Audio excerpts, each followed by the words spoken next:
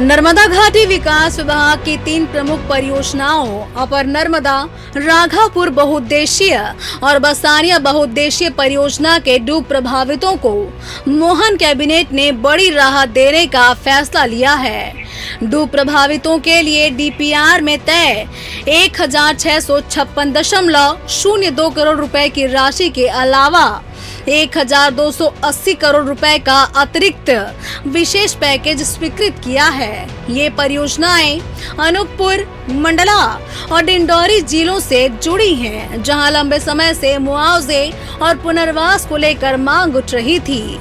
इधर प्रदेश के विकास कार्यों पर आधारित प्रतियोगिता अभ्युदय मध्य प्रदेश क्विज शुरू की गई है, तो मुख्यमंत्री डॉक्टर मोहन यादव द्वारा संबल योजना अंतर्गत अनुग्रह सहायता राशि का अंतरण भी किया गया।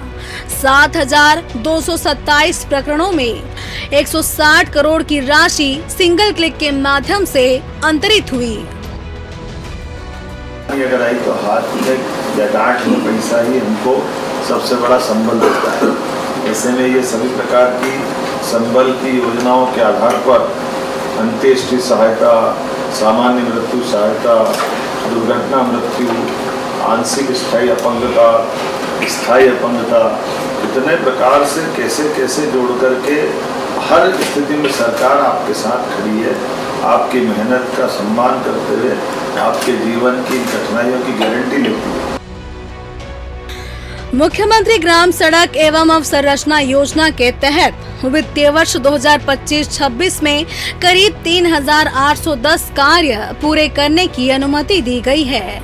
इन कार्यों पर लगभग 653.76 करोड़ रुपए खर्च किए जाएंगे, जिससे गांवों की कनेक्टिविटी बेहतर होने का दावा सरकार कर रही है।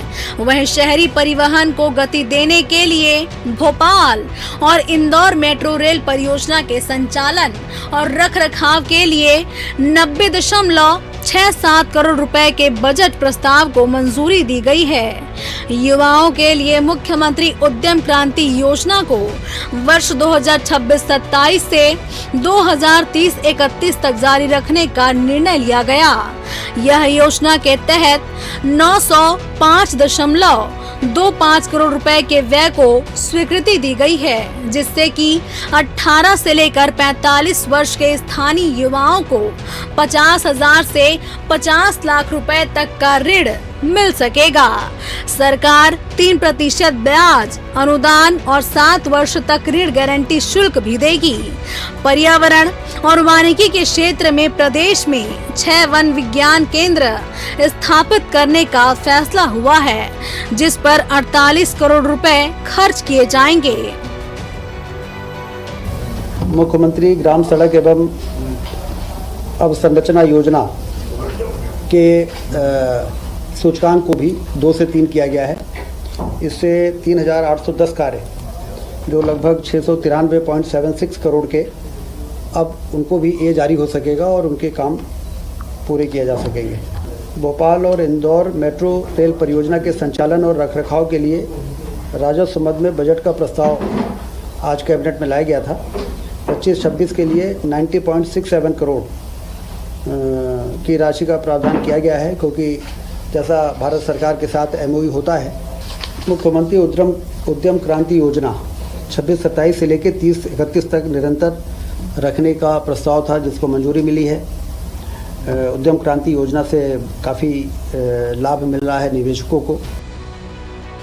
लेकिन कैबिनेट के इन फैसलों पर कांग्रेस ने सरकार को घेरना शुरू कर दिया है। पूर्व कृषि मंत्री सचिन यादव का आरोप है कि सरकार 2 साल में पूरे होने पर सिर्फ उपलब्धियों का ढिंढोरा पीट रही है, जबकि विकास हकीकत में किसान परेशान है। कांग्रेस का दावा है कि सोयाबीन की सरकारी खरीदी बंद कर दी गई है। गेहूं और धान के घोषित भाव पर खरीदी की गारंटी नहीं है और किसानों को खाद तक के लिए संघर्ष करना पड़ रहा है। बिजली कटौती, गुणवत्ताहीन खाद और MSP के दावों को लेकर सरकार पर गंभीर सवाल खड़े किए गए हैं।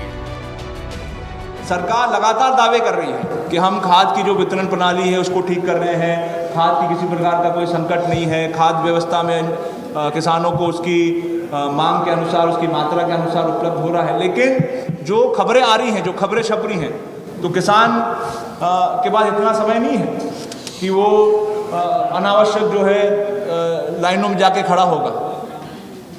आज खेती किसानी का समय चल रहा है, बोनी का समय चल रहा है, सिंचाई का समय चल रहा है, किसान के पास इतना समय नहीं है। तो ये कहीं ना कहीं सरकार अपनी जो नाकामी है उस नाकामी को छुपाने का काम कर सरकार का ये दावा है कि नर्मदा परियोजना से लेकर ग्रामीण सड़क, मेट्रो, रोजगार और पर्यावरण हर फैसले दीर्घकालिक विकास को ध्यान में रखकर लिए गए हैं। सरकार ये भी दावा करती है कि किसानों, युवाओं और शहरी ग्रामीण दोनों क्षेत्रों के लिए एक साथ काम किया जा रहा है और विपक्ष सिर्फ राजनीतिक बयानबाजी कर रही है। तो सवाल यही है, क्या मोहन कैबिनेट के ये फैसले वाकई जनता की जिंदगी में बदलाव लाएंगे या फिर किसानों और ग्रामीण मुद्दों पर विपक्ष के आरोप सरकार के लिए चुनौती बनेंगे? TV 24 bureau report, Bhopal.